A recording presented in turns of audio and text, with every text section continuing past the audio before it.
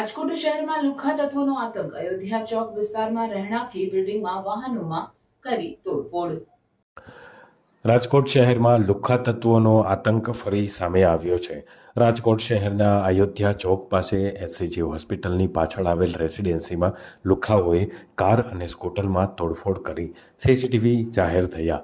રાજકોટ પોલીસનો દિવસે ને દિવસે ખોફ ઓછો થતો જોવા મળી રહ્યો છે. અયોધ્યા ચોક પાસે આવેલ એસસીજી હોસ્પિટલની પાછળ આવેલા સત્યમ સુંદરમ રેસિડેન્સીમાં વહેલી સવારે લુખ્ખાઓએ કાર અને સ્કૂટરમાં તોડફોડ કરી અને ફરાર થયા હતા. આ મામલો સામે આવ્યા બાદ સુરક્ષા વિભાગ પર પણ અનેક સવાલો ઉઠવા પામ્યા છે.